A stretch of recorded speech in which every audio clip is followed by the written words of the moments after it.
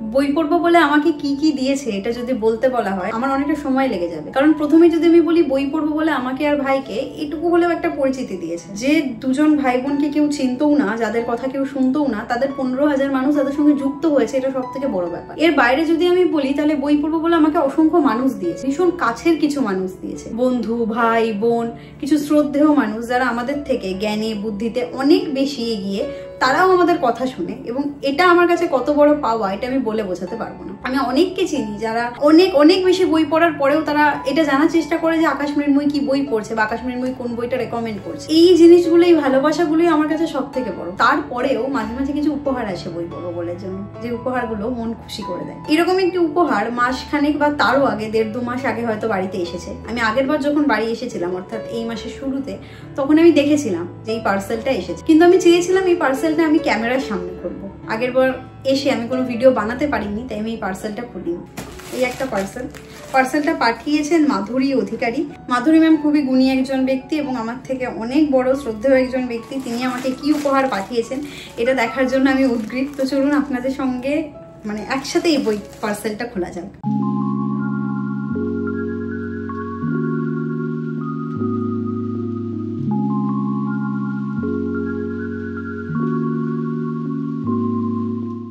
প্রথমে যদি আমি দেখাই, একটা খুব সুন্দর চিঠি রয়েছে। যেহেতু চিঠি খুব ব্যক্তিগত বিষয় হয় তাই আমি এখানে এই চিঠিটাকে দেখাচ্ছি না। এছাড়া রয়েছে দুটো ফাইল রয়েছে এবং ফাইলগুলো খুবই সুন্দর, জুটের তৈরি, পাটের তৈরি এবং দেখতেও খুবই সুন্দর।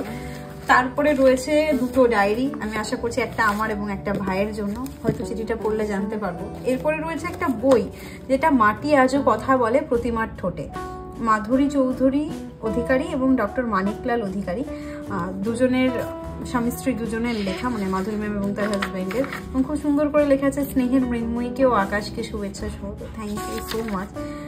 আমি কবিতা খুব একটা বুঝি না, কিন্তু অবশ্যই কবিতাগুলো পড়বো এবং বোঝার চেষ্টা করব। এরপরে রয়েছে আরও একটা বই, যেজন আছে মাঝখানে, মানিকলাল অধিকারীর লেখা। এই বইটা মূলত একটা গল্প সংকলন।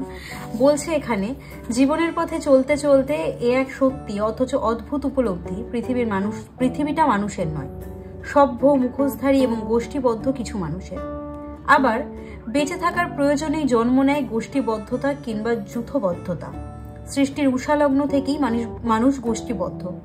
তবে পৃথিবীটা আবার সব গোষ্ঠীরও নয়, অপেক্ষাকৃত বলবান গোষ্ঠীর।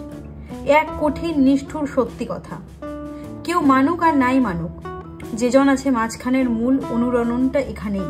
তাই বোধহয় গল্প সংকলের বিভিন্ন গল্পে লেখকের হৃদয় ঝুঁকে আছে সেই নো ম্যানস ল্যান্ডের মানুষগুলোর দিকে। ঝুঁকে আছে প্রতিষ্ঠিত এক আনুভূমিক রেখার বিপ্রতীপে বাসভূমি যে সমস্ত মানুষের, তাদের দিকেই। এই সংকলনে স্থান পেয়েছে যে গল্পগুলো, তাদের প্রাথমিক প্রকাশ ঘটেছিল পশ্চিমবঙ্গের বিভিন্ন পত্রপত্রিকায়। কিছু গল্প নেওয়া হয়েছে দৃষ্টিভঙ্গি, প্রাত্যহিক সংবাদ, রবিবাসরীয়, কবিতার কাল এবং আলোক বাতাস ও শ্রুতিবাগ সাহিত্য পত্রিকা থেকে। অর্থাৎ এটা একটা যেজন আছে মাঝখানে, মূলত যেটা বলছেন যে নো ম্যানস ল্যান্ডের মানুষের দিকে, মানুষদের নিয়ে লেখা একটা গল্প সংকলন, যেখানে সূচিপত্রে গল্প রয়েছে সমুদ্র পিপাসা, ঝড়, বকুল, রূপালী রেখা, নেপথ্য ভাসিনী, সহযাত্রী, বিলম্বিত জয়, অগ্নিবীজ, জায়মান, লকআউট, কল্পতরু, বর্ণপরিচয়, ঘুঙুর কথা এবং সর্বশেষ গল্প, যে গল্পের নাম, এই সংকলনের নাম যেজন আছে মাঝখানে। মোটামুটি 160 পাতার বই এবং এই বইটা আমি অবশ্যই পড়ে আপনাদের জানাবো কেমন লাগলো। এই দুটো বই আমি পড়বো। তাহলে আরও একবার দেখে নিই যে পার্সেলটা ছিল। পার্সেলটায় রয়েছে যেজন আছে মাঝখানে, মাটি আজও কথা বলে প্রতিমার ঠোঁটে, দুটো ডায়েরি 2025-এর, দুটো ফাইল রয়েছে পাটের খুব সুন্দর, দুটো পেন রয়েছে, যেটা আমি দেখানো হলো না, এই যে দুটো পেন রয়েছে এবং তার সঙ্গে রয়েছে খুব সুন্দর একটা চিঠি। আর তার সাথে রয়েছে অনেক অনেক ভালোবাসা, যেটা হয়তো কোথাও দেখা যাচ্ছে না, বাট আমি এইগুলোর মধ্যে খুঁজে পাচ্ছি। অ্যাকচুয়ালি ভালোবাসারও একটা আলাদা গন্ধ থাকে, এসেন্স থাকে, সেটা পাওয়া যায় থাকলে। তো thank you so much, thanks a lot. বই পড়বো বলে আকাশকে, মৃন্ময়ীকে এত ভালোবাসা দেওয়ার জন্য। এবং আপনারা সবাই যাদের আমাদের পাশে আছেন, যারা আমাদের ভালোবাসা দিচ্ছেন, সমর্থন করছেন, তাদের সবাইকে অসংখ্য ধন্যবাদ। এইভাবেই বই পড়বো বলে ভালোবাসা দিতে থাকুন। আমরা যা কিছু শুধুমাত্র আপনাদের জন্য।